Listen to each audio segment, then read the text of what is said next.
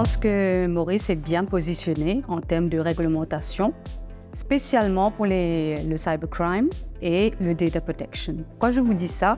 Parce que si vous regardez les index dans la région africaine et même les index globaux, vous allez constater que we have very good rankings everywhere. Pourquoi on a ça?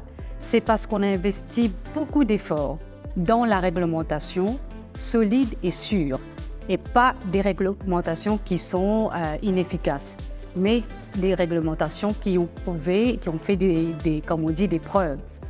Et dans le monde cybercrime, en 2021, on a eu le Cybercrime Act que Maurice a adopté et qui est en conformité avec la Convention de Budapest du Conseil de l'Europe, de l'Union européenne. Et le Budapest Convention est bien sûr, je dirais, l'élément ou l'indice international qui réglemente tout ce qui s'appelle cybercrime. Et tous les pays sont bien inspirés d'adopter ces principes internationaux. Et le Cybercrime Act, tout comme le Data Protection Act, prévoit des offenses, c'est-à-dire des infractions criminelles qui sont pénalisées quand même assez sérieusement.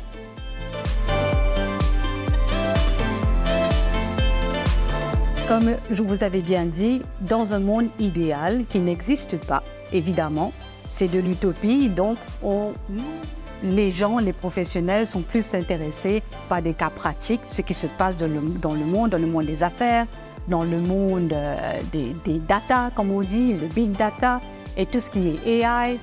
Là, on parle vraiment d'une digitalisation accrue, c'est-à-dire des principes technologiques qui sont bien complexes, qui demandent une formation professionnelle vraiment intense pour pouvoir vraiment comprendre ce qui se passe dans ce monde.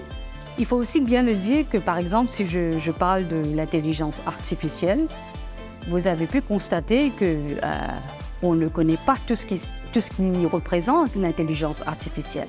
Donc, je pense que c'est très bien d'avoir à la MCB d'organiser cette conférence aujourd'hui et de réunir le monde francophone pour vraiment cerner les spécificités du monde francophone. Parce que l'Afrique, on a tendance à croire que l'Afrique, elle est homogène. Mais l'Afrique n'est pas homogène. Elle a des entités bien ancrées, des cultures bien ancrées qui sont différentes et variées. Donc je pense que c'est très important d'avoir cette conférence aujourd'hui.